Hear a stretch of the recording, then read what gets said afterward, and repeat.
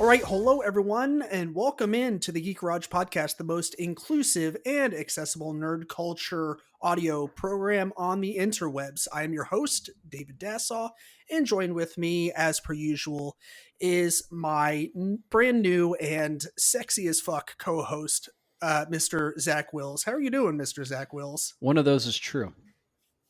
Do I have to guess which one, I'd rather you won't. I'd rather you don't do that.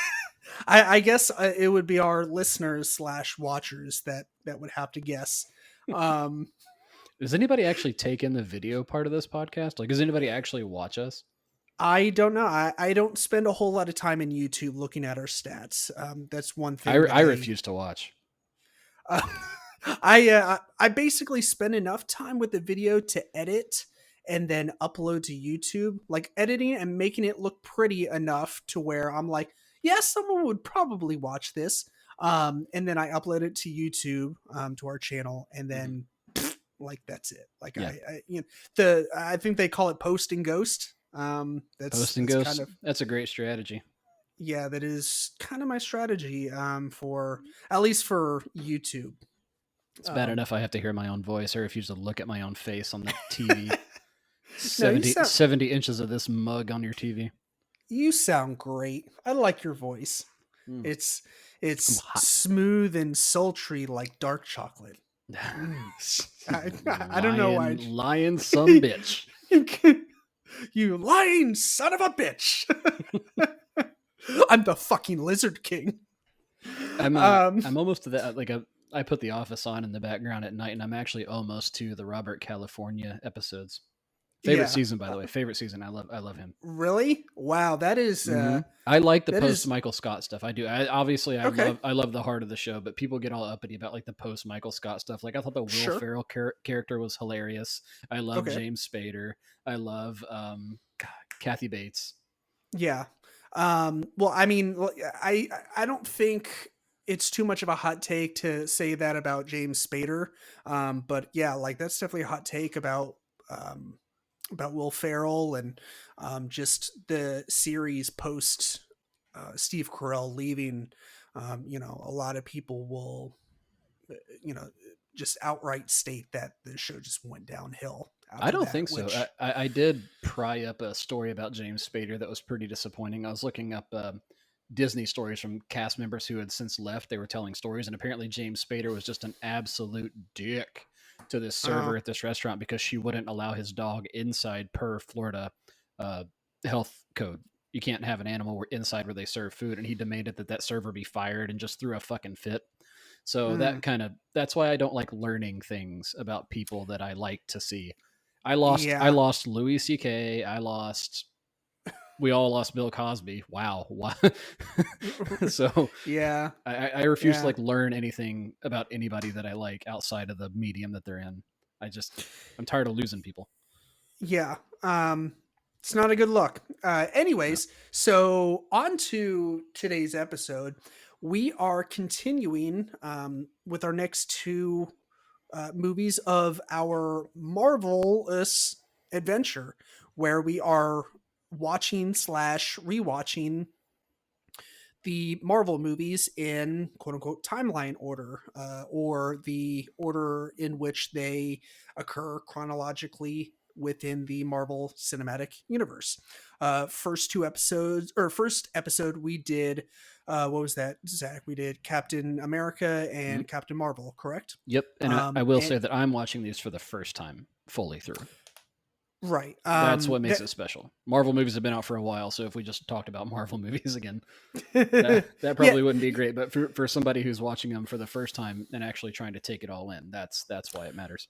Right. Yeah. That's definitely a lot of the appeal of doing this this visit. It's why I call it a watch / rewatch, is because it's a rewatch for me. But Zach, I think you mentioned that you've seen a couple of the movies, or at least a handful of the movies, but only part of said movies. Yeah, I didn't catch them in theaters, and I never really sat down and watched them with intent. And I think for everyone else, this is probably a rewatch who might be following along. But for me, it's a first watch. Like anything else, I'm about 10 years behind on trends. So Well, I ain't gonna fault it for you. Um, if someone out there is going to fault you for it, they, you know, suck my butt. yes, suck my kiss. So yeah, that is our topic at hand for today's episode. However, we do have some stuff to get to before that. um, let's see. We did have a Facebook poll, but since that Facebook poll is related to our topic today, let's wait on that and let's hit our little side topics and icebreakers first. Zach, did you do any digging for some nerdy news for this episode? It's totally cool if you didn't. I Yeah, did just a little bit of passive digging, but Eminem's got a restaurant. does he like the rapper just, Eminem? Yeah, The Slim rapist? Shady. Slim Shady has an eatery. Just Nice. What kind of food? Well, let me tell you. You wanna guess the name?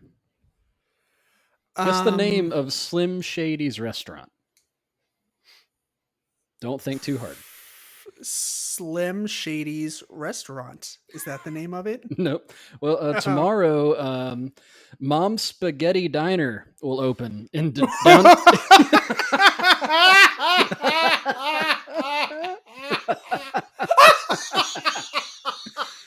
Mom's Spaghetti Diner will open in downtown Detroit, offering Stan's simple dishes like the Sketty sandwich and, of course, spaghetti and meatballs.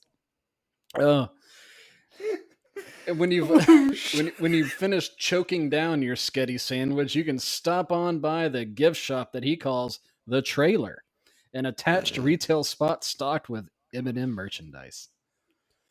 Oh my god! Yeah. Where is this? Is this in Detroit? Detroit. Yeah. Okay. There's a commercial. It's Okay. it's something.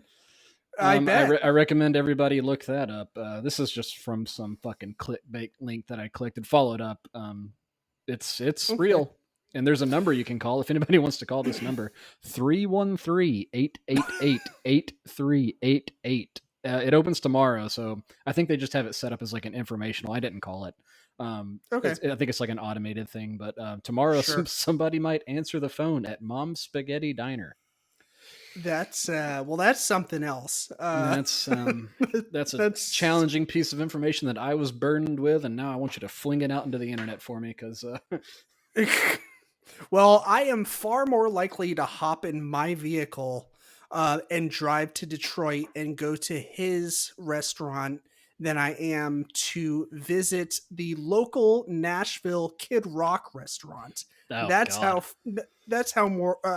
how more likely I am to visit that. Isn't that fascinating? Probably smells like bad whiskey and Ted Nugent's nuts.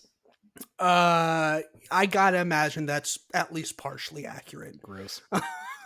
Anyways, was Mom's Spaghetti Diner the in Detroit? Yeah. So if anybody happens to be in or travel to Detroit, please go.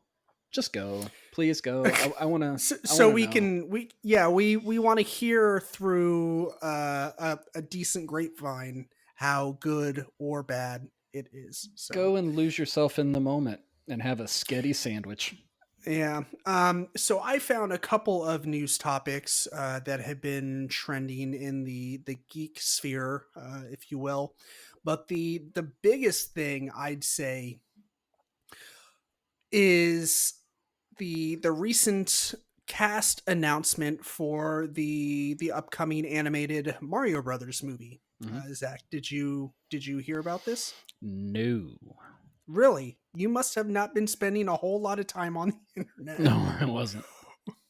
Yeah. Oh, yes. Yeah, I did see this. Only in passing, though. Yeah. Okay. Yeah. So I can't remember the entire cast list. Like, it's decent, but let's just say that a lot of people have a lot of problems with the casting, namely Chris Pratt. Yeah. I think like 90 to 95% of the problems that people have with this, the choice of casting that they went with, has to do in some form or fashion with Chris Pratt. What's the hang up there? So, without getting too political or whatever, I think the biggest thing with Chris Pratt is that this is all speculation, conjecture, Hmm. whatever you want to call it.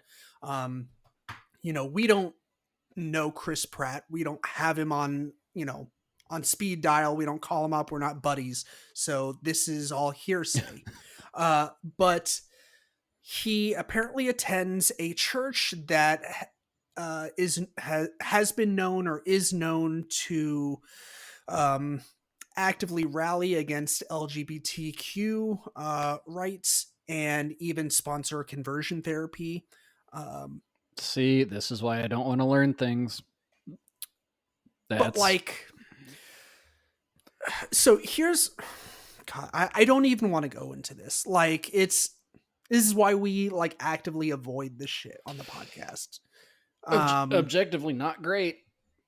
It's not a great thing. It's I don't have any like, context. I know nothing about that. I don't have any context. So yeah, I mean, you can be mad at Chris Pratt. I don't think that necessarily means that he supports the church's decision to, like, if you were to say like, oh, Chris Pratt sucks because he goes to a church that doesn't like the gay people, it's like whoop de fucking do. Like, guess what? You just named every single fucking church in existence. Like, how many churches out there support the gays?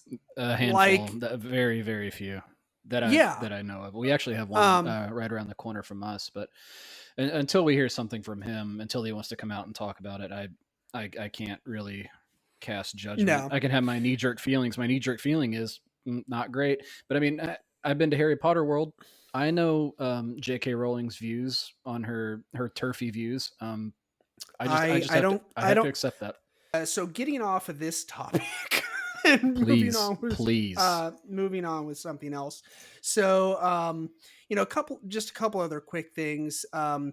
Yeah, speaking of Harry Potter, looks like that this is not a definite thing. This is one of our trusted inside sources at blah blah blah studio has told us this. It's that a Snape prequel is in the works at HBO Max, which would be fucking awesome. Like, I think it's supposed to deal with Snape as he was like going to Hogwarts and stuff. Like I said, this is just kind of hearsay and nothing's been officially stated, but there was a few other Harry Potter projects out there in the works too that I can't think of. Mm-hmm. Yeah. Well, the third Fantastic Beasts movie, I think, like the title was just announced not too long ago. What was it, like The Secrets of Dumbledore or something? So that's it's exciting enough, but I am taking the stance of kind of sort of no Johnny Depp, no care. They should bring back Johnny Depp. Those fucking cowards. You're gonna get back into that topic again. Let's just move forward. Okay, so Facebook poll, which will help us segue into our main topic today. So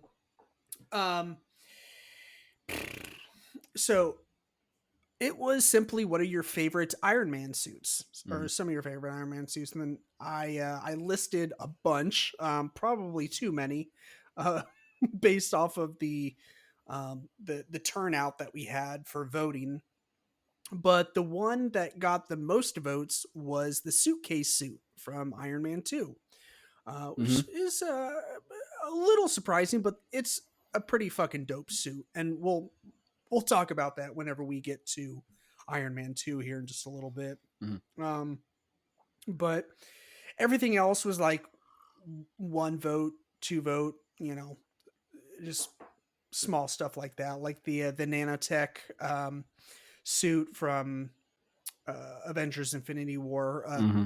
Zach, I know you're not quite there yet, but that is quite the suit. I So read up on that. That was supposed to be one where pretty much his imagination was the limit at that point. It could just do anything. essentially, yes, it is. It's high fucking tech, as if his suit wasn't high tech already. Yeah. This is just the ultimate. So, um, but yeah, let's get started, shall we? Mm-hmm. So our first movie that we are discussing this evening, or evening for us, is Iron Man 1, or just Iron Man from 2008, directed by Jon Favreau. And it has Robert Downey Jr., Terrence Howard, Jeff Bridges, Gwyneth Paltrow, and a couple others. Zach, did you say you had the tomato score on Yep. here? I got it. Rotten This one Tomatoes? was knocked it out of the park. 94% on this one Yeah. with an audience score of 91. Okay, right on. Yeah, this movie definitely deserves those high scores. Yeah. I'd say those scores are pretty accurate to how I feel personally that they should be ranked. Oh yeah, I liked this one a lot. Now I'd seen this one. I forgot how old I was. It was in college. Mm-hmm. Okay, so forever ago. But this is one that I actually had seen, but it was a while ago, and I'd probably seen parts of it since then up to now. But I definitely have always liked this one, and I've always liked the character Iron Man. I've always liked characters that are actually rooted in an actual person. You know, Sure. Iron Man, Batman, that sort of thing. Yeah, I think we've had this discussion before where you stated that you like superheroes that are a bit more grounded in reality, Mhm. that are like not necessarily like tech billionaires, but they they don't have like otherworldly superpowers and stuff. Yeah, and it's like I don't know. It's pretty disappointing in the time we live in, where we have actual billionaires that are actually trying to do cool shit, but nobody's calling dibs on being Iron Man or Batman. Yeah, I call bullshit on that as Yeah, well. I do call bullshit on that. Like the fact that we don't have an actual Batman is absolute horseshit. Like Jeff Bezos, He can't do it. What the fuck are you like? He's Professor X. He just needs a floating chair. That baldy fuck. Fucking cowboy hat wearing, like, I'm going to space. Hey, people are starving. Can you fix some shit down here first? Nope, sure Nope. can't. I'll see you on the moon, fuckers. Anyway, so back to Iron Man. So where does this movie fall for you so far, as far as the origin stories that we've gotten? Because all three movies that we've watched so far have been origin stories. So where does Iron Man rank for you in terms of? So of the ones that I've seen and what I know, Mm-hmm. and I have seen Black Panther too, so I have to consider that one. That was dope. I liked that one a lot. Mm-hmm. This one's probably at the top, and I really liked Captain America. I really did. Mm-hmm. But this one, it's an easy call. Top. Yeah. Mm-hmm. Yeah, that's where it is for me too. I think the only thing that could potentially beat out the Iron Man origin story is if they somehow did a origin story for the Tom Holland Peter Parker, which I know they're not going to. That's fine. They've already done 1,000 origin stories for Spider-Man, so I think as of right now, I think the movie that comes the closest to beating Iron Man 1 is Shang-Chi and the Legend of the Ten Rings. Mm-hmm. That movie is fucking wild. It is. Since you mentioned that, and I know the answer to this, but I just have to ask because I took a little note on it. The terrorist group that kidnaps Tony Stark is known as the Ten Rings. Is that anything? Right. Is that anything? So that is actually addressed in Shang-Chi Really? and the Legend of the Ten Rings. Yes. Okay, well, don't spoil it for me. Briefly. Yes, I won't. So yeah, I won't spoil anything. It's not a coincidence. Okay, well, see, this is the That luxury I have of yeah, watching him for the first time. yeah. You can just kind of learn a little bit as you go. I don't think this was their intention. The way that they looped the Ten Rings organization in Iron Man 1 versus how they talked about the Ten Rings in Shang-Chi, that wasn't their intent all along. Because when they made Iron Man 1, Hmm. and this kind of ties into some of the trivia that I dug up for this movie. They had no idea where this was going. Like they kind of sort of signed like a 6 movie deal where they were hoping to pump out at least 6 movies. They didn't realize that Iron Man 1 was going to be this fucking insane phenomenon Hmm. that would officially kick off the MCU. Like reading through some of the trivia, like if you have a chance, anyone that's listening, to spend like 15-20 minutes going through the trivia on like IMDb or Wikipedia, just go look. Your armpits will start to sweat. Because like it did for me, like made me so nervous for the movie in its beginning stages because the cards were really stacked against them. Like they basically I don't know what kind of business deal they brokered. It was some weird technical term, but they basically used the intellectual property rights of the characters to to make these movies and to like they used them as collateral for the movies and stated like in the contract like if this like 5 or 6 movie deal is a giant flop and no one likes it, then we're never going to be able to make superhero movies again. Yeah.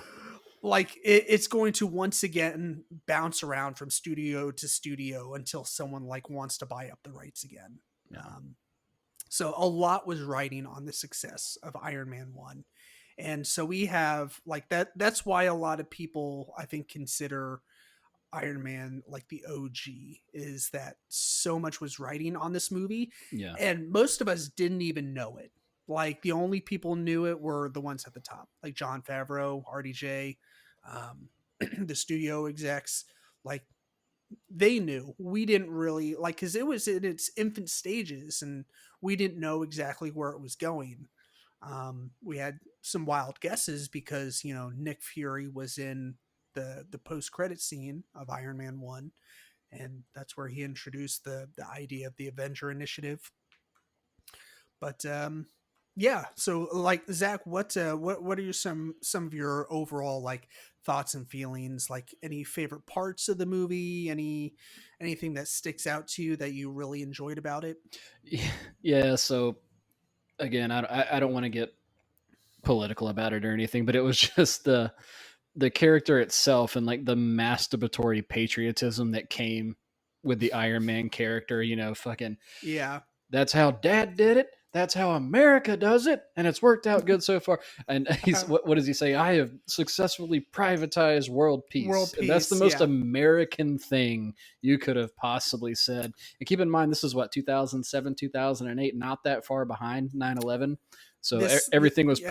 pretty Toby Keith tempo at that time. So I think that was Yeah. that was probably playing into okay, terrorist organization kidnaps Tony Stark, and I don't know how the comic book storyline went or how true it was to that. So maybe it was just a coincidence. I don't know. So a lot of the preceding comic books that dealt with Iron Man did not deal in this timeline. I Okay. believe, excuse me, I believe a lot of the stuff that was written after this movie came out, any further origin stories, they kind of snowballed or had a little to do with the this origin story of Tony Stark, Mhm. but because Iron Man has been around for, I don't think not as long as Captain America, but still for a long enough time. Like, he's been around long enough to where they introduced him during the Vietnam War, the Cold War, Okay. um, the old wars. So yeah, he's definitely been around for a while. Okay. Um, but yeah, this is the way of introducing him in this particular political climate is relatively new. Okay. Well, I mean, it seemed like a pretty low hanging fruit there as a plot line, I guess. Weapons developer kidnapped in the Middle East at a weapons Right. display. Which, by the way, one of the things I put in here at the Jericho demonstration when they're in Afghanistan, no one's wearing hearing protection standing by that goddamn thing, and that looks loud as shit. Like when that thing lets loose, and no one's wearing. I don't know if you've been around loud jet engines and things like that. It hurts. I Yeah, I have. I went to the Smyrna Air Show a couple years Mm-hmm. ago, and we ended up leaving very, very, very early because The kids. but the kids, Yeah. I mean, they should have been wearing ear protection anyways, and that's our bad. But at the time, we did not know that they were both on the autism spectrum, Right. and Charlie especially, he has a major hearing sensitivity. Yep. So it was basically like we were just sitting in hell for him. Yeah. That's So, but yeah, that's a good call. I never, I've seen this movie a billion times, and I never put two and two together that no one was wearing yeah. hearing protection. And despite the fact that like the Jericho missiles exploded a a canyon, what looked like several miles away, it's still probably the blast would have been pretty loud. Yeah. Yeah. Sorry if you see me like wiping my face a lot. It's because I'm schwitzing out here because it's still hotter than shit down here in Florida, and I'm Yeah, in it's my all sunroom. But I'm talking rainforest sweaty. yeah, it's fucking take swampy off in these take off your cheeks. shoes and suck me sexy. Jesus. All right. One other thing I did notice, as just a little aside, when they were in the cave doing the terroristy video of him, and they Yeah. pull the bag off his head. Hmm. Um, every one of them has a finger on the trigger of the rifle they're holding. Which, Okay. if you even have a passing knowledge of how to handle a firearm, that's a no. So no trigger control in that scene, and I don't know if that was intentional or not. If they just handed actors who had never handled a firearm a weapon, and they Hmm. just did what they thought was natural. But don't, that's just something that bugged me. I was like, you're just asking to accidentally shoot somebody. Yeah, so that knowledge I did know of. I am not good around guns. I don't own any guns. I've never been through any firearm safety training, but I do know that that is a huge no-no. But Mhm. once again, another detail that I don't pick up because or didn't pick up because I don't really pay attention to stuff like that. But See, I did it's good Google to know. the jet, the cool looking jet that says Stark Industries, like the purple on the side. Hmm. It said online it was a heavily modified Boeing 737. So we all know what a Okay, 737 is. If you've ever flown Southwest, you know what that is. So it was just a right. modified one of those, I guess. Okay. Um, Yeah, I do an- have some earmarked aircraft questions and whatnot for Iron Man 2 because okay, they yeah we'll get to that when we get to it. yeah, But sure. I just had a One other thing couple that I more. noticed that was like a pretty big plot point Uh huh. was the icing issue. Okay. How did you solve the icing issue? He says to Obadiah Stane when he's in his Right. big buff whatever Ironmonger suit. Ironmonger, the ripoff that he made. Hmm. Um, that kind of bugged me too because they didn't go through any moisture as they ascended. And to have ice accumulation, you have to have some kind of moisture. So I feel like they could have just put them going through some clouds at least. It's just a Hmm. little thing that kind of got me too. I was like, all right, I get why that would be a problem, but you could at least have them go through some clouds or something so you can actually believe. But the layperson's not going to know that. So that's just a fun fact for you.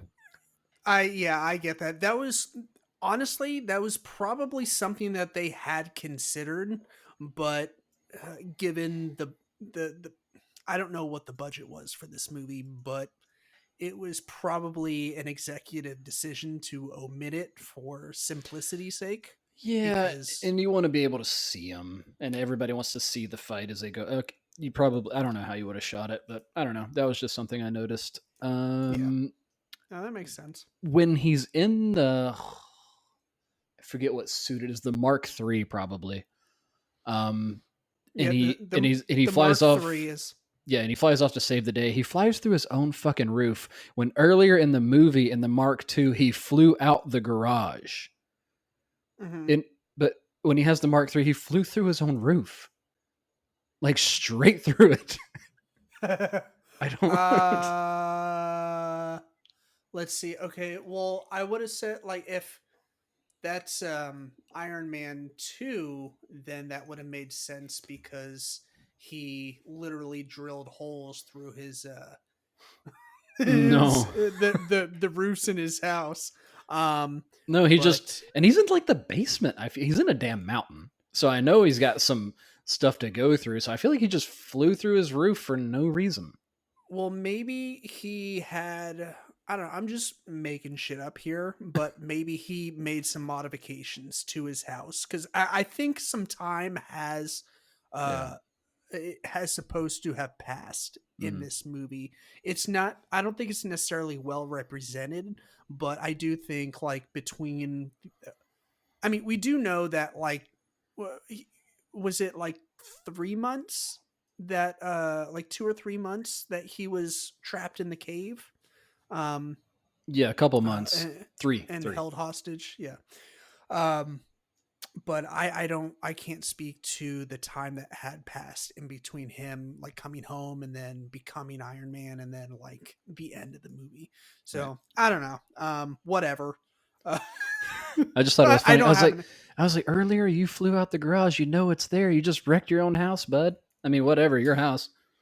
Yeah, I'm not good at picking up on those little things, as you can well tell by now.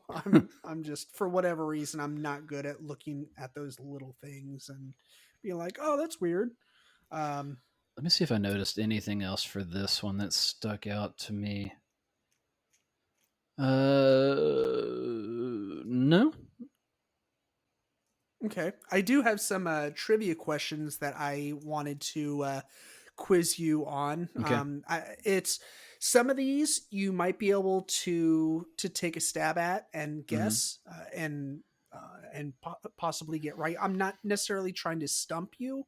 I thought it'd be fun if instead of just like regurgitating the trivia that I found on like Wikipedia and IMDb, that I actually form it in the or phrase it in the form of a question to quiz you on.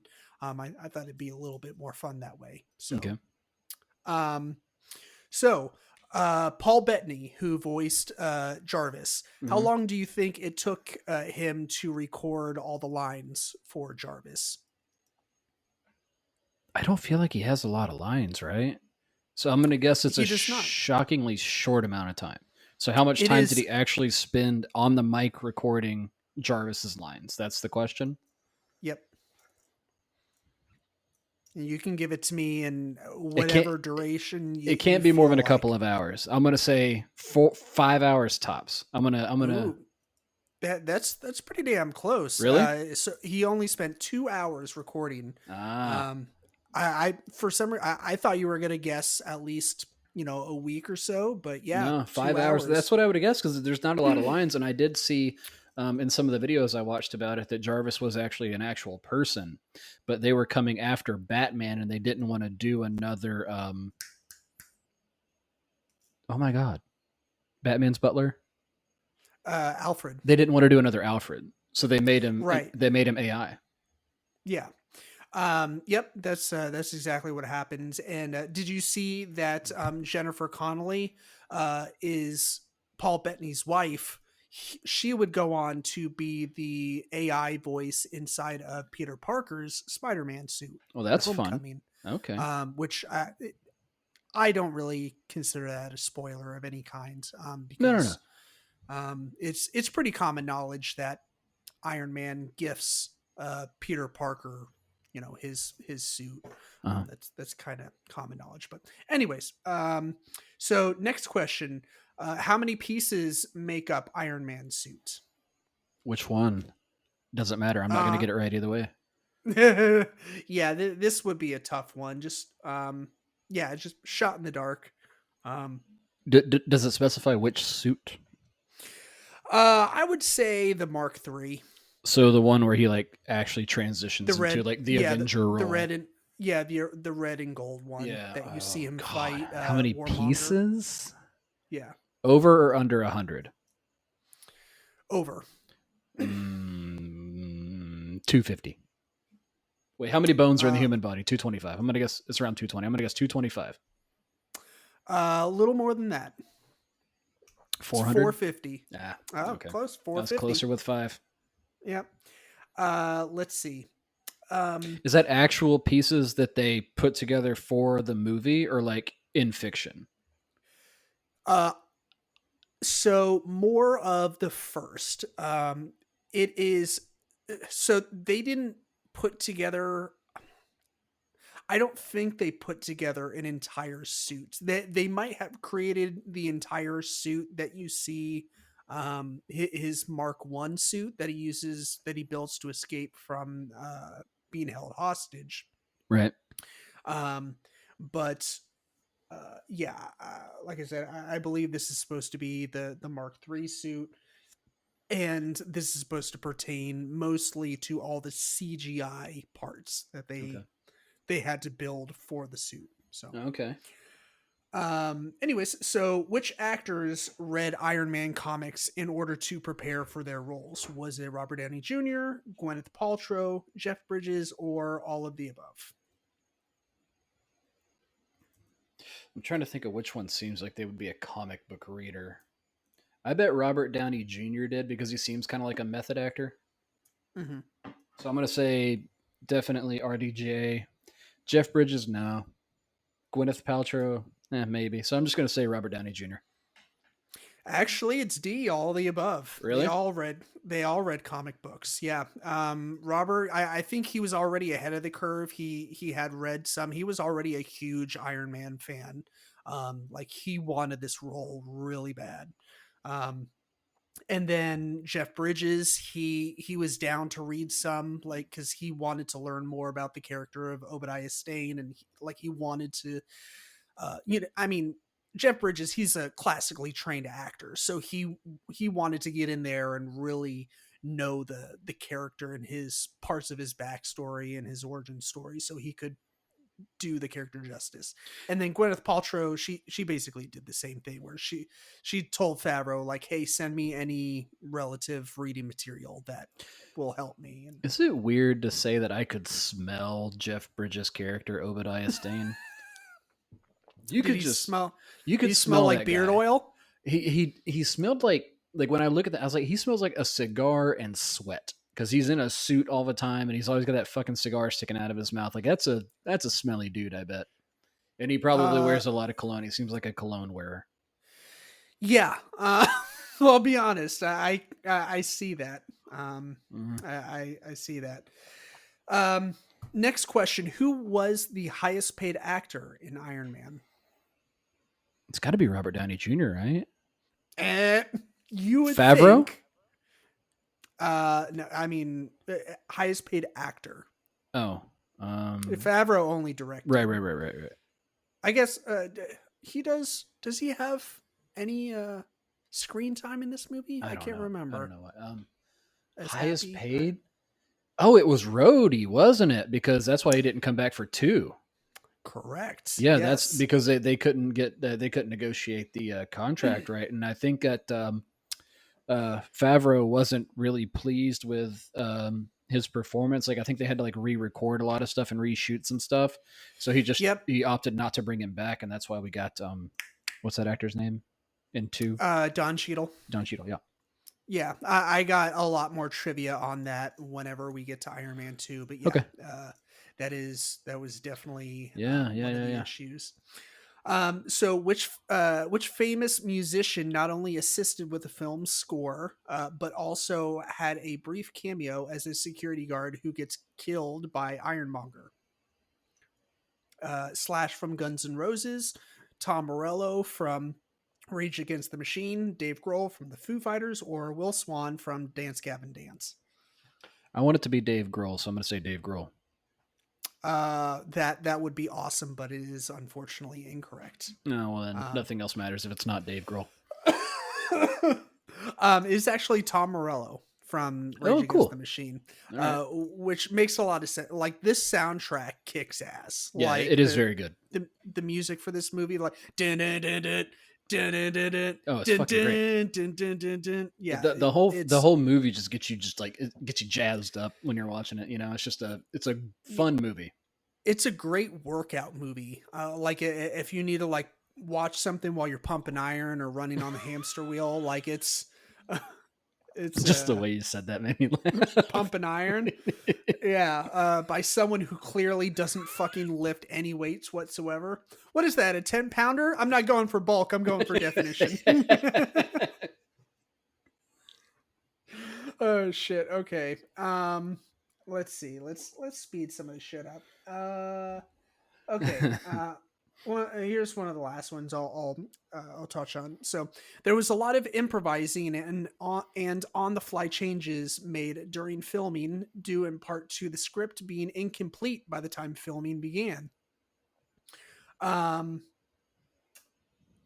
this one isn't a question. This is just a statement. I was gonna phrase it in the form of a question. You can my bad. Say it with an inflection on the end. Yes. I'm Ron Burgundy. Beat me to it. I'm Ron Burgundy. Damn it, who the hell put a question mark at the end of the teleprompter? Go fuck yourself, San Diego. Oh shit. Okay. No.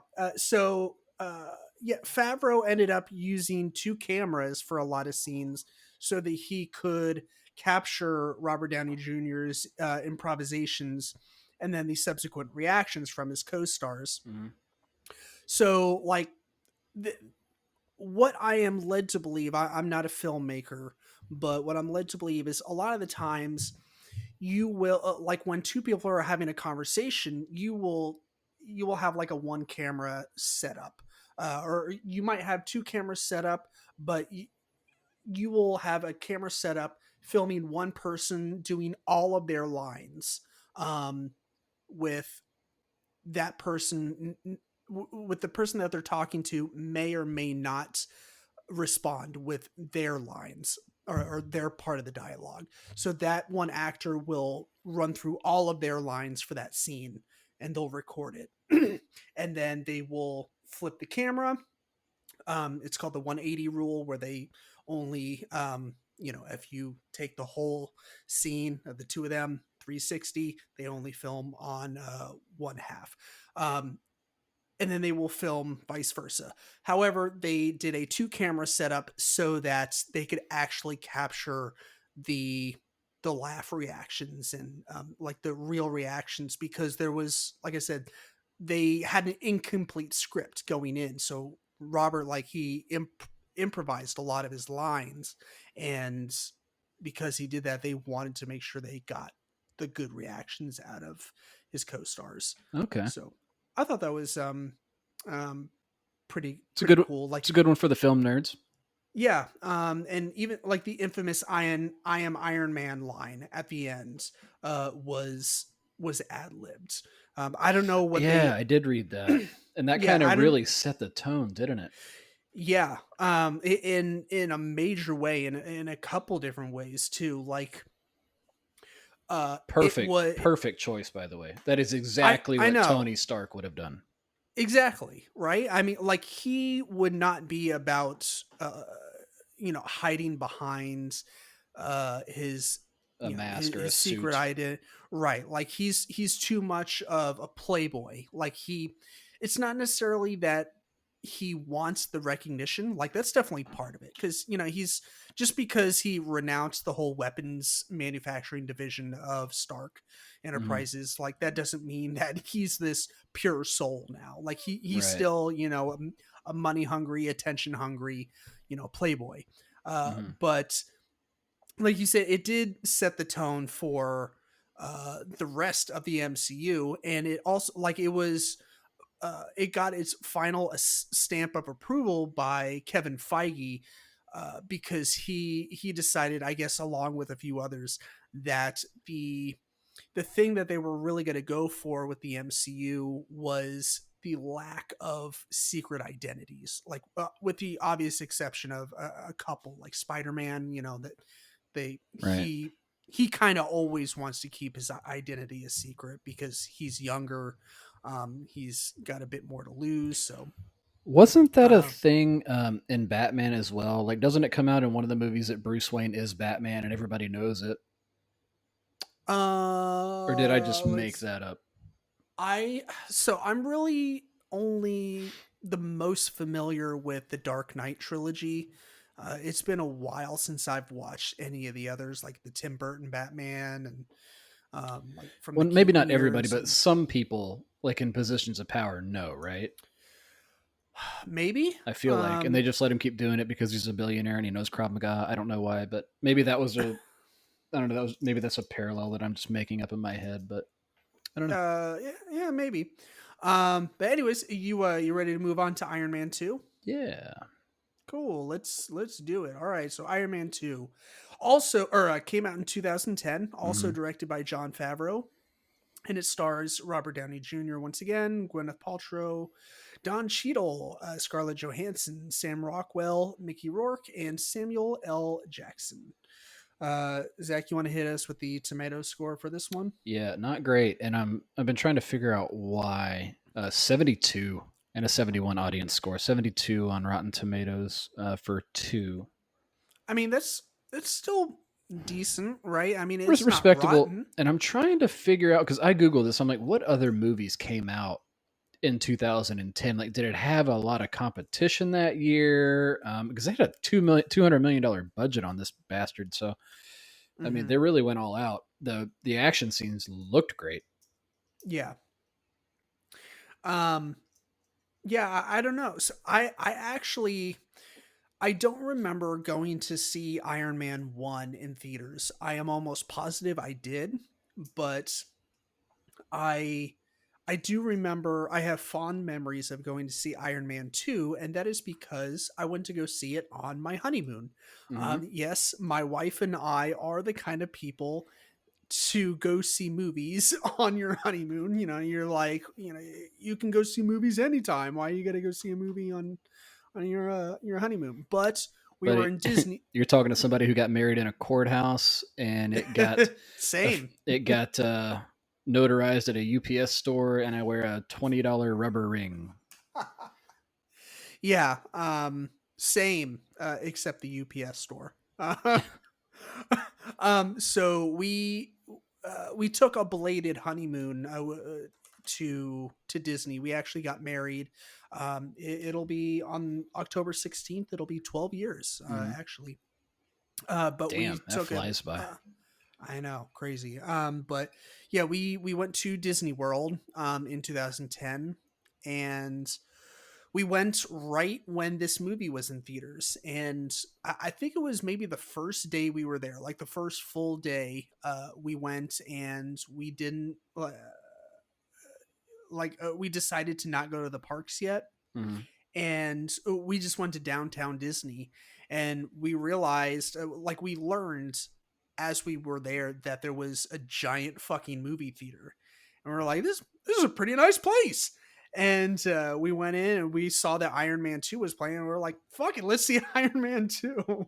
um and so yeah, that was a good time. I'm not sure. I guess that movie theater is still there. Do you know if it's still there, Oh, I don't Zach? know. Where was it again? Downtown Disney, or I guess it'd Oh, be Disney Disney Springs Springs now. now. You're dating yourself. Yeah. I don't know, honestly. Probably. All right. Doesn't matter. Um, But yeah, so what were your general thoughts and feelings about this movie? Anything, things you liked, things you didn't care for, Yeah, anything in particular stand out? yeah. While you were talking and I was listening to you, I was trying to figure out. I googled what movies released in 2010, and there's some big names, big titles rather. Hmm. DiCaprio was busy that year. The Twilight Saga, Eclipse. It was Deathly Hallows released that year. I don't know like what Okay, dates, if it was before or after. So I mean, okay, it had some The King's Speech. It had like some big titles that year. So I don't know if that like factored in. Overall, my sure. feelings, I liked it. I, you Hmm. know, let me see here. Um, I put. Why did I write this? This is what I wrote, and you tell me if this is anything. I wrote, makes sense that someone else would figure it out, and the big bad in this one isn't someone who stole it but made it themselves. Oh, yeah, because in my mind, it made sense that somebody was going to figure out this tech, right? And this wasn't something that they Right. stole. They actually just tried to reproduce it. And there's a lot, and that was a theme in the first one, obviously. So, okay, yeah, Yeah. that made sense to me. And who played that? His main counterpart? You mean the villain? Yeah, the Mickey fucking Rourke? no, the twerpy guy. Oh, Justin Hammer. Yeah, He, Hammer, the douche. yeah, yeah. He That's did, he did Sam a he, Rockwell's character. yeah, he did a great job playing him. And when he He's like so good. he's like the antithesis to Tony Stark, isn't he? Like he's what Tony Stark would have been if he didn't like take the path he took. Like he's like the egotistical, just a d bag. And where I will say that like where Tony Stark needs like fanfare and cheerleaders and fireworks and shit, he just went out on stage by himself at his Hmm. demo. So it was like less is more with him. But that little dance he did, that was actually improvised. I saw that. Yeah, yeah. I learned that as well. That's apparently a dance that Sam Rockwell does to like jazz himself up, like right before he films scenes. So he does that dance, and he decided to do that dance when they started filming, and they were like, "We fucking love that. We're gonna keep that." And yeah, no, I always saw Justin Hammer's character as like Tony Stark if he wasn't a fucking genius. Like if he was just a run of the mill like tech guy, because Hmm. you learn in Iron Man 1, you get a little bit of backstory um when they do the flashback to like when they're trying to present him with the award. Like, he builds his first engine at like 6 years old. He graduates summa cum laude at like 16. So like dude's a fucking genius. Right. But yeah, I always looked at Justin Hammer as like, this is what Tony Stark would have been if he wasn't like born a genius. Like if he was just a regular like guy that knew a lot about tech um, and Yeah. all that. Yeah. So The opening scene got me. Well, not the opening scene. Maybe it was where they drop him out of the back of the plane over mhm. the demo, and he sort of like flies in, and I'm thinking, why did they have the plane? He can just fly there.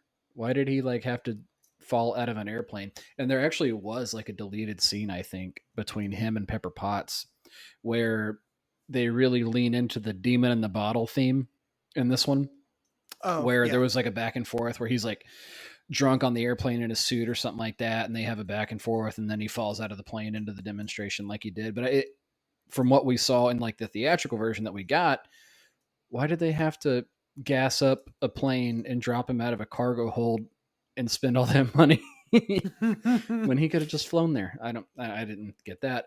There was some audio to that scene too, and I had to like go back and listen to this a few times. And the audio reads, 270 at 30 knots at 15,000 feet. 270 is the heading, 15,000 feet, obviously, but 30 knots? No, no. You're not going to be at 30 knots at 15,000 feet in an aircraft that big, in a C-17 or whatever it was. Oh God, Zach coming in with the Actually, actually, that one Mister got me. Neckbeard. That one got me. Maybe 130 knots, but I went back and listened to it a few times and even had the closed caption on, and I was like, who missed that one? But that was All just right. Well, not everyone is a fucking airline pilot. Okay.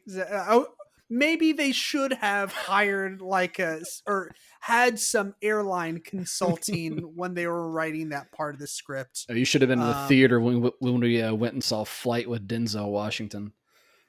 oh. Just a row of people going, okay, all right.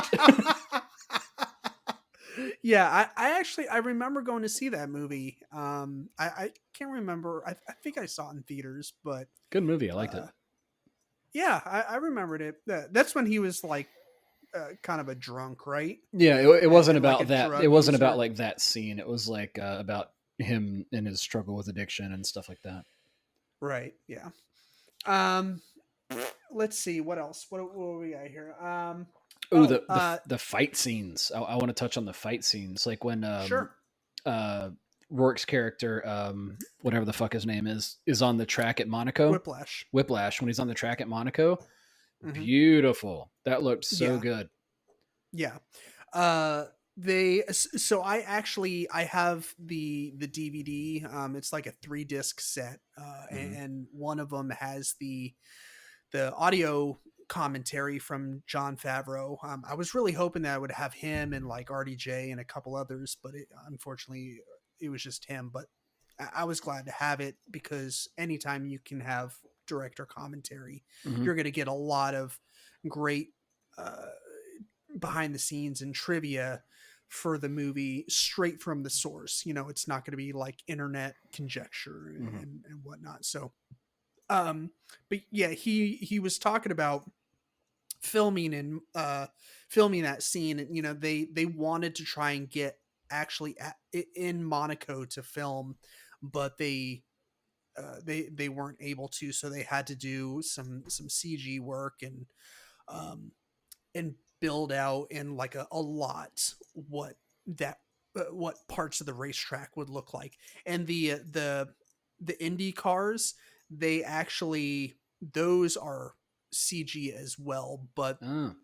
I think the cars themselves were like a couple models were lent to the computer generator people Mhm. uh that worked on the film, so they could accurately model the cars that would be racing that race, because it's not supposed to be like an indie race. It's like a classic cup or something. I forget what exactly it's called, but it's not like a you know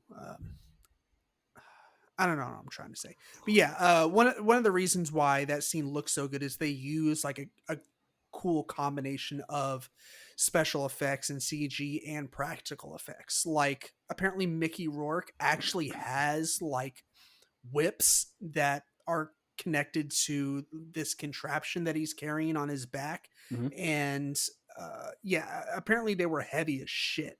Like the first time They look he heavy as shit. Well, he's a big yeah, boy. I mean, yeah. The reason why he's so big is he had to get buff enough to be able to swing them. yeah. Um, and they actually played. Let's see, what was? I think they had to play ACDC for him when they were filming that scene, so he could get jazzed up enough, but also swing at the right. Because he had like the doom, doom, doom, almost like he was skipping rope at a certain pace. Yeah. Uh, they like whatever song that they were playing for him was helping him keep beat of how he was supposed to be swinging them. And I bet it was I just TNT. could have Remember been, that yeah, one? yeah. It's on TNT. Don't, um don't, don't. I bet it was um that one. yeah, could have been. But I love that scene. They lost me though. With the walk away explosion when the cars come around the corner, and they could have just smoked both him and Tony Stark in that moment, but they like somehow collide, and there's like this big dramatic like no fucking way explosion. I saw that and I was like, you kind of lost me right there. But the whole thing, I thought it was cool. What did you think about Rourke overall as a character choice? Because I saw some criticism of him online. I thought he was great. Yeah, I really I like Mickey Rourke. I like the movies that he does. The Wrestler is one of my favorite Mhm. movies of all time. It's so goddamn good. He's coming off of The Wrestler in '08. I got it pulled up, and he was coming off of Sin City in Yeah. 2005 too. So he's had a Hmm. pretty good run, like up until, and I bet they were filming in like 2009 or 2008 even for a release date of 2010. So Yeah. he was coming off a really good run leading up to that. But I thought he was great. Yeah, definitely. I can see people having some issues with it. Like I would have personally, I would have liked to see uh either an extended scene of Tony and him in the that jail cell, or an additional scene of the two of them not suited up, like Hmm. talking. Like I didn't think that that one scene of both of them not battling, just kind of talking, I don't think that that really provided enough, like I don't know what you call it, like catharsis, or like, you know, getting the ball rolling for the audience to buy into this rivalry, this, Hmm. you know, So you wanted more this. just two guys getting more grounded in each other's Yeah, character, I guess. yeah, because like the point that they really try to drive home in this movie is like legacy, like what you leave behind. Hmm. And you know, there's the Stark legacy, and then there's the Vanco legacy, you know. And they were both part of, you know, creating the arc reactor. But as we see later on in the movie, according to Nick Fury, Howard Stark you know, sends what's his name, Anton, his dad, back to Siberia, because he just wanted to use the arc reactor as a way to like get rich. And Howard Stark, Right. he wanted to use it. Like they really um, wrote Howard Stark as like this Walt Disney character. Yeah, they really did. They wanted him to be perceived like that, where really um, he really wanted to make stuff for the greater good. Yeah, I think they And said that he wanted to start an energy war that would have made like yeah, the nuclear war, just it would just dwarf it. right. That was his big goal, and he even said in the video he left, he was just hindered by the technology of his time. I think is Hmm. the phrase. Yeah, but other than that, I really liked Mickey Rourke as a villain. I thought he was pretty cool. I did And too. I like Whiplash. I liked one thing that I did learn just recently when doing research for this episode is that. Like I knew Whiplash was a comic book villain, but I didn't realize that the character of Whiplash in Iron Man 2 is actually a combination of two villains. Mm. It's shit, I didn't even write down the villain's name. It's basically Ivan Vanko's um it's like the red nemesis or something. I forget what it is.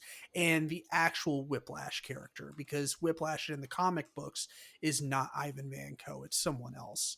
um so I thought that was pretty interesting. I did not know that. Hang on, maybe um this. No, I could click on one of these links and dig through, but yeah, no, it's all right. I don't want We to chew up can. the time with it. Yeah, Yeah, it's all right. um I let's want my see. bird. I want my bird. This movie gives us the introduction of Black Widow, the character of Black Widow, played Hmm. by Scarlett Johansson. What did you think of Black Widow in this movie and Scarlett Johansson's performance?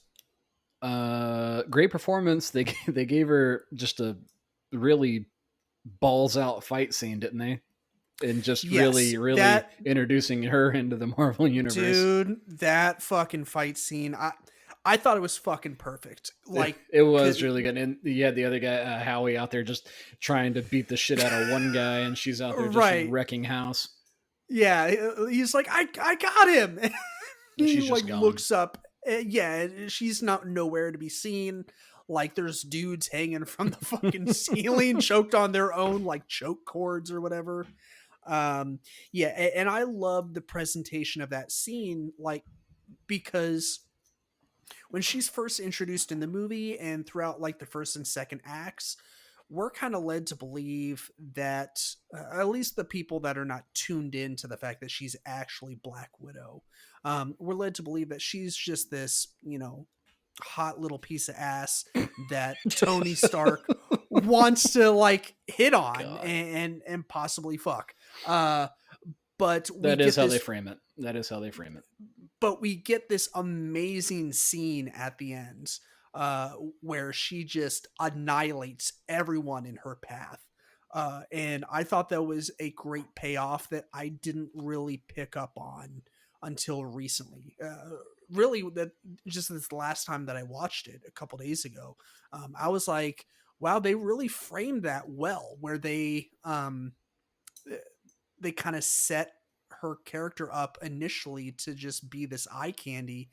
And then you're like, guess what, fuckers? She can actually rip your balls out through your throat. Um, so, yeah, I thought that was pretty cool. Yeah, I liked it a lot. Let me think about anything else I had of note on this one. Oh, I got some trivia stuff too that I don't want Okay. to.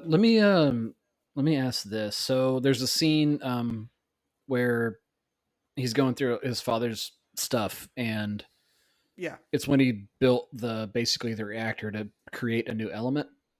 Mm-hmm. We're led as the viewer to believe, because you know that Captain America's shield is made of vibranium Mm-hmm. from 2 movies ago, 3 movies ago. Yeah. And they pull it out of the box, and he says, "That's exactly what I need." And then the gag is he just uses it to prop up the thing he just built, right? So Yeah. that was one thing that I was like, did he make vibranium? Is that the DNA or the genetic code that his father gave him? But it was something else, right?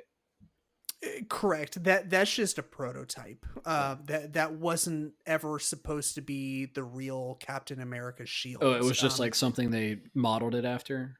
Correct. Yeah, that was basically just supposed to be like a fabrication of what they would want the real thing to look like once they acquired vibranium, or once they wanted to build the real thing What was with the element that vibranium. he made called? I don't even think I know.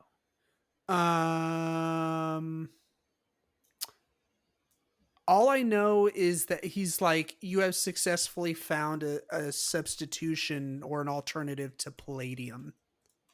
Yeah, I know. Um, that's all that I can remember. I can't remember if they Okay. explicitly See, stated. even a cursory Google search, the Iron Man 2 novel is in the Iron Man 2 novelization.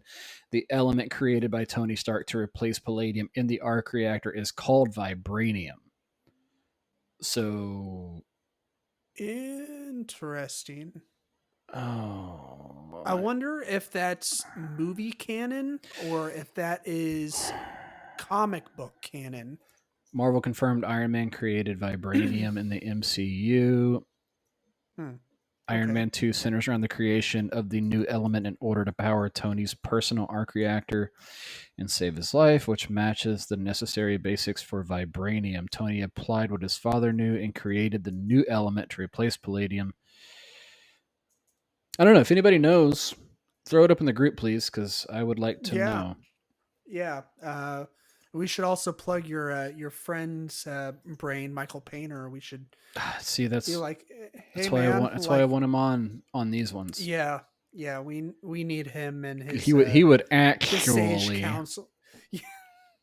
Yeah, except he's very nice and respectful about it, so he wouldn't neckbeard us to death. Just a fist would Not like come out of me. his neck. If an aircraft was flying at 30 knots at altitude, it would stall. You fucking bastards. Um, God, now I want to know.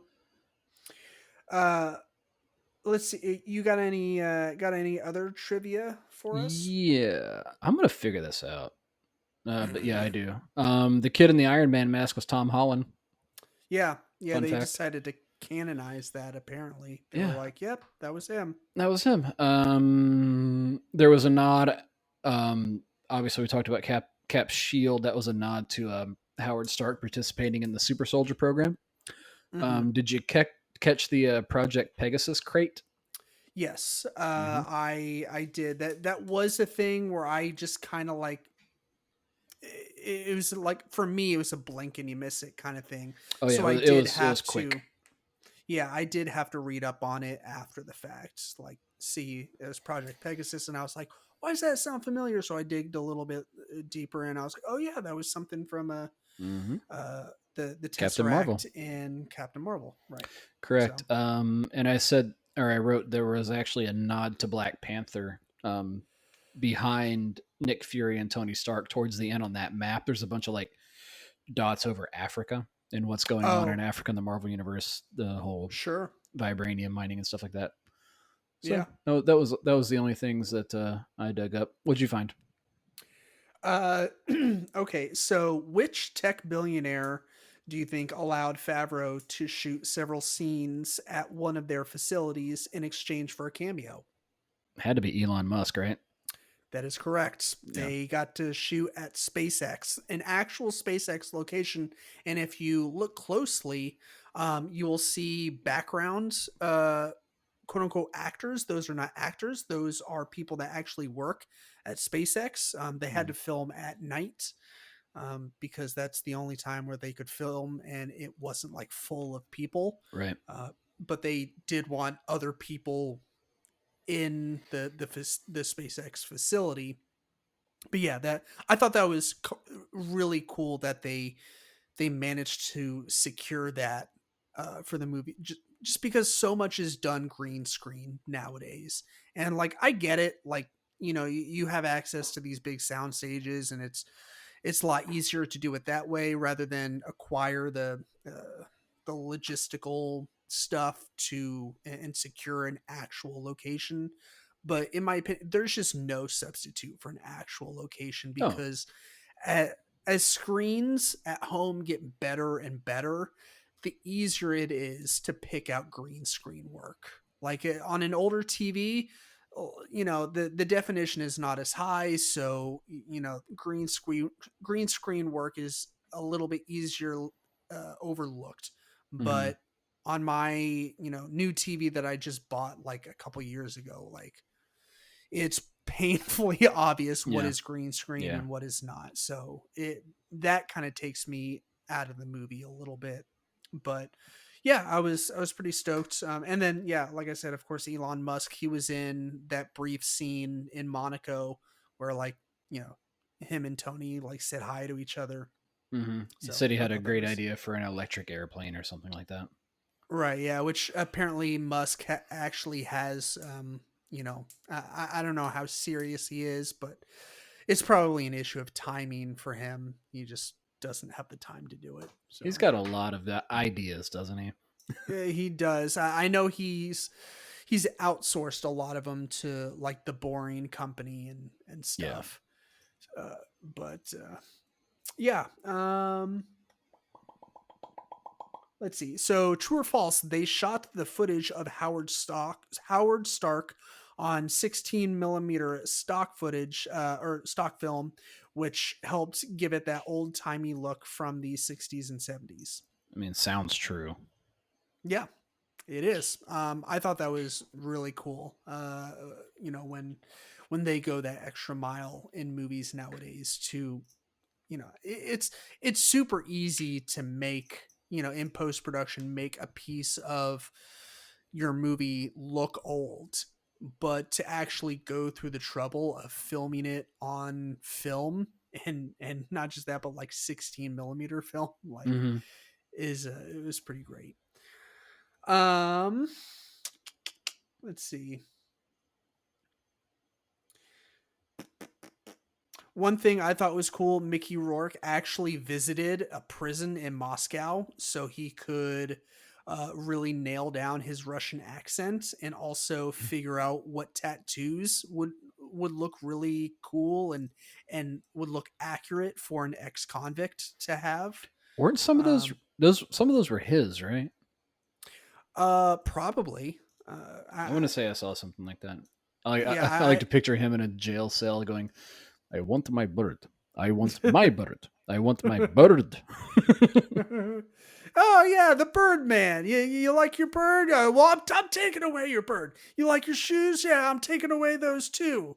You you promised me suits.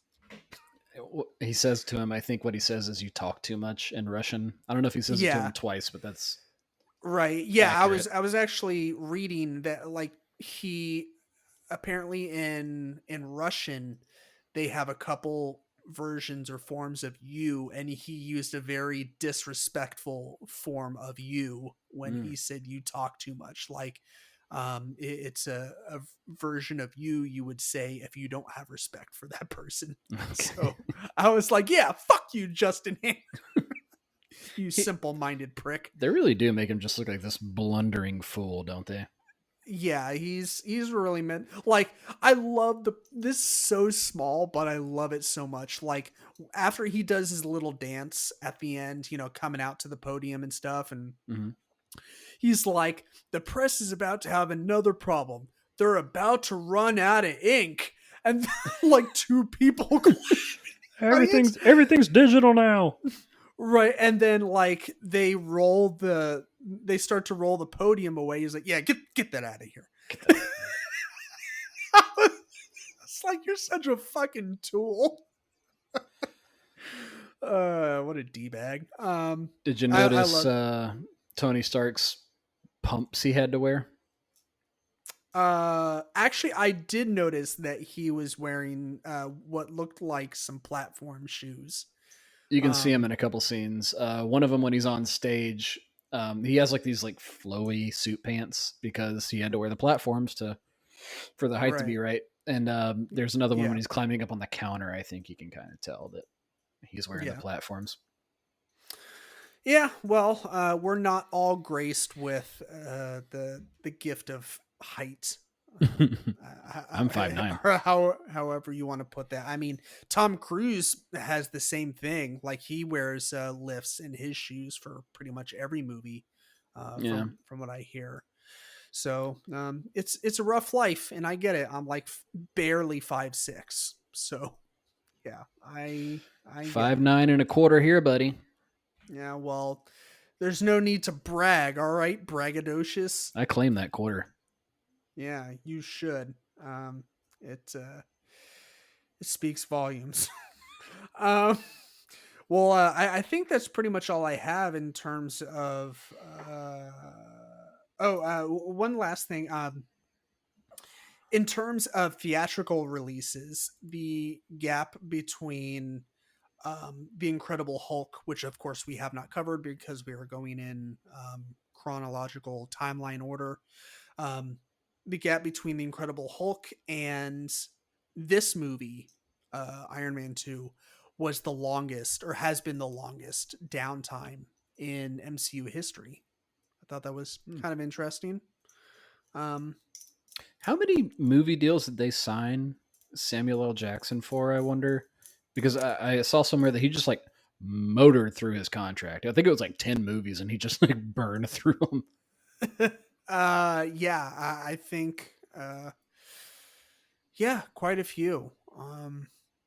I can't remember off the top of my head. I remember seeing that little piece of trivia when I was doing some research, but I can't remember off the top of my head. So, So I think next it's got to be Thor, right? Because the ending credit scene. yeah, yeah. So we got that post credit scene. I think we just had one, but yeah, we get a little bit of a hint. When Coulson comes down to see Stark, he's like, "I heard you breached the perimeter." He's like, "Goodbye, I'm leaving." Right. Just love that matter of factly, like, he's like, "What do you want?" He's like, "I'm busy. What do you want?" He's like, "Nothing. Goodbye." I've been doing things. I've got to go Yeah, do more things. yeah. He's like heading to Mexico, and he's like superhero stuff. He's like something like that, or I can't remember exactly what he says, but yeah, that was setting up for the for Thor. And I'm actually pulling up the let's see in timeline order. Let's see. So we got Thor and the first Avengers movie Okay. coming up. So some exciting shit. Um, I like Thor a lot. Have you seen Thor, Zach? I think so. I feel like I've seen that one. Okay. Don't Um, remember it. all right. Well, this will be a good opportunity for you to revisit and relearn and all that good shit. But do you have any final thoughts on Iron Man and Iron Man 2? No, I don't think so. Okay. Right on. But overall, you thoroughly enjoyed them both. Oh yeah, I did. I've always been a fan. Yeah. I liked Iron Man 2 a lot. A bit over the Yeah. top at some points, but I liked it. Oh yeah. One thing that we didn't really touch on too much was the replacement of Oh, Don Terrence Cheadle. Howard with Yeah. Don Cheadle. That I can't believe we didn't talk No, we about that talked at about it. all. We touched on it when we were talking about the first one. Right, but that was the first one. Yeah. But yeah, like I said in that little piece of trivia, they, Terrence Howard, he, or really, you alluded to it. He he didn't request a pay increase. They were going to give um, Robert Downey Jr. I think a 2,000% pay increase because they paid him Yeah. pennies for Yeah. their first role because they didn't really expect him to show up at all because he was hot off the heels of his uh his addiction, um getting help for all that shit that Hmm. he went through back in the early 2000s. But yeah, like we said, Terrence Howard, he was the highest paid actor in Iron Man 1, and they wanted to renegotiate his contract, and he was like, "Nah, fuck that," and he left, and um, they also wanted to cut a lot of his scenes. They initially didn't want to make him a big part of Iron Man 2. Hmm. I think Zach, you also talked about this a little bit. They didn't want to make him a big part of the movie because Favreau wasn't a fan of his when working on Iron Man 1. Like they had to reshoot a Yeah. lot of stuff, and There it's was just something there, and there was a line that Cheadle had when he walked into the Senate hearing. He's like, "I'm here, get over it." When he was yeah, that talking to was Tony supposed Stark, that was supposed to be a nod to like, okay, new guy. right, yeah. Yeah, that was supposed to be like kind of a subtle acknowledgement of yeah, this is this is the same character, different actor. Yeah. Just get over it. Let's move on. Um, so yeah, that's that's kind of yesterday's news. We don't really need to go over that too much, but anyways, you want to do shit that doesn't suck? Yeah, you go first. I got to think of something. Dope. Okay. Well, my shit that doesn't suck is something that just came out this past weekend, this past Friday, actually, and that is the Netflix original series Midnight Mass directed by Mike Flanagan, who is quickly and effectively becoming one of my favorite contemporary horror directors. This series just holy shit, it's so fucking good. I can't tell you any more than that. Typically our shit that doesn't suck recommendations are they're typically spoiler free anyways, but yeah, this show is so good. It hit pretty close to home for me because I grew up Catholic, going to church every Sunday. um, so the catechism was instilled in me at a very early age. I'm now I don't know if you'd call it a practicing um, atheist or I don't think that's possibly a thing. I don't think atheists practice anything, right? yeah, I guess that defeats the purpose. I don't know, but I'm like on the border of atheist and agnostic. It kind of it I'm depends full on the blown day. agnostic. That's where I lie. Yeah, but no, this show it's so fucking good. Yeah, I don't. I don't want to get started on it because I will talk and talk and talk about it, and no one wants to hear me do that. They've heard enough from me this episode. So, Zach, have you come up with something? Is it uncouth to mention another podcast on a podcast? No, I never know. no, we've done it before. Okay. Oh, I've done it before. I guess I'll put out if you haven't come across it yet out there in the geek zeitgeist, there's one that I've been on for a long time called The Adventure Zone. Mm-hmm. You come across that one? You've told me about it. Yeah, I Right. haven't had a chance to check it out yet. But It's a McElroy product. So if you're familiar with like My Brother and Me, or Sawbones, or any of their many podcasts, The Adventure Zone is a D&D role playing podcast. It's mm-hmm. basically storytelling through playing the game. And Yeah. if you haven't found that one yet, I've been re-listening to a lot of the older stuff, and the new season, Ether Sea, is shaping out to be really good. If you haven't gotten into it yet and you want to, you Mm-hmm. can start at the beginning with the balance arc, which is just like D20 straight up D&D, or you can skip to Amnesty. That's where I would send people if they were just starting to dip their toe into that. That's a Mm-hmm. really, really good arc. So that's what I'll say Okay. about that. Right on. Yeah. The Adventure Zone was brought up quite heavily when we did our one and only D&D episode a few years ago. We really need to do another one, but the issue is that like I don't play, and so You don't have to. it's They started the Adventure Zone. None of them had played. I think the Griffin, the one who DMs the first balance arc, played like once, and they just like yeah. figured it out as they went. Yeah, and that's what I'm told. Like one of the great things about the game is that you can just kind of hop in, and it's so much like what you make of it. Like that's the great thing about it. Is It's like you can be as literally in the book. Make it up. yeah, like you can be as hardcore, like strict to the rules, or you can be as laissez-faire as you want. Like that's part of the fun. Mm-hmm. So yeah, you know, listeners, if you have any suggestions for some D&D episodes that we could do, we would love to hear it. I have been told previously that just a quick episode or two on creating a character would be fun. So that's a potential idea that Zach, that you and I could do later on down the road. So yeah, we could do that. so, I'm down. I'm down to just do a whole version of the Adventure Zone if you wanted to, but that's a lot of work. And if sure. you listen to the setup episodes for their arcs, they go into like character building and character development and all that stuff.